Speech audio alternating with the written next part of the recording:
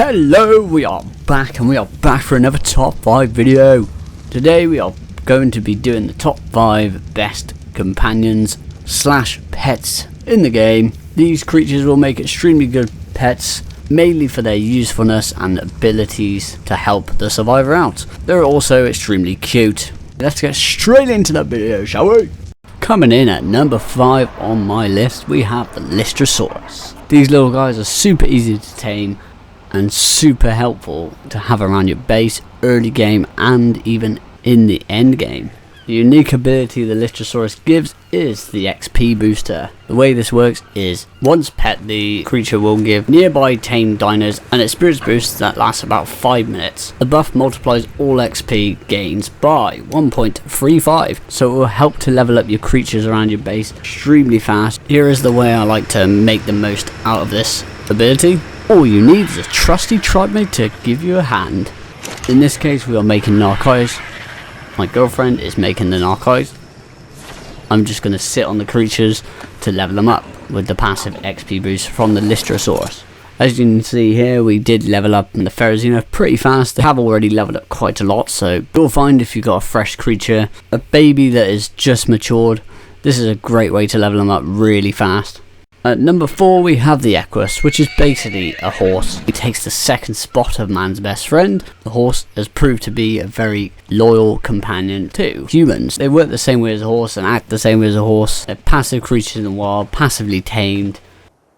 Can be annoying, but if you get used to taming them, you'll have a great tame for early game. The saddle can be unlocked at level 20.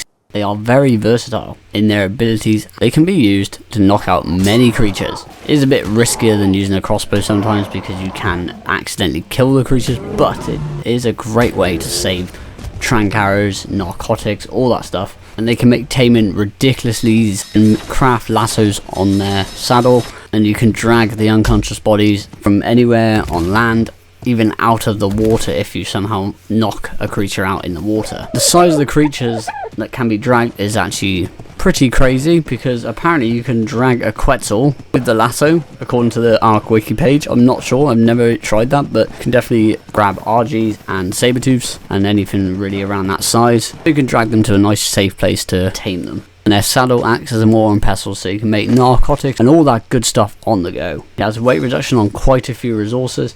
Here is a list, but this is all the reasons why it makes a great companion on the ARK.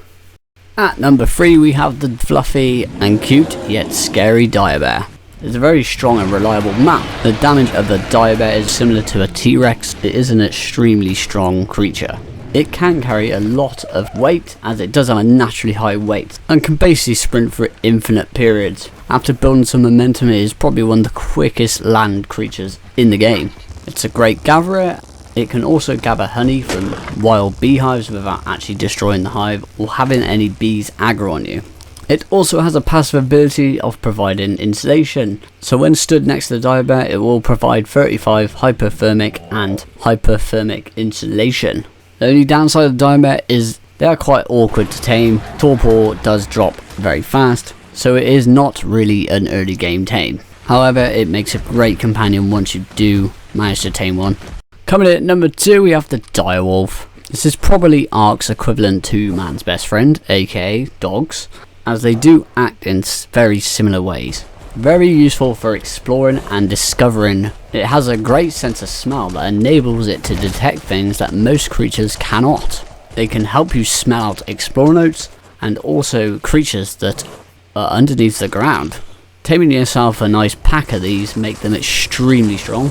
So in a pack, each Direwolf receives a 5% damage bonus for each other pack member. The highest level member of the pack doesn't receive a number and is instead classed as the pack leader, which grants access to the Howl ability, which when used, all members of the pack receive a buff for 90 seconds. It will grant the members a 50% damage boost and 25% damage reduction.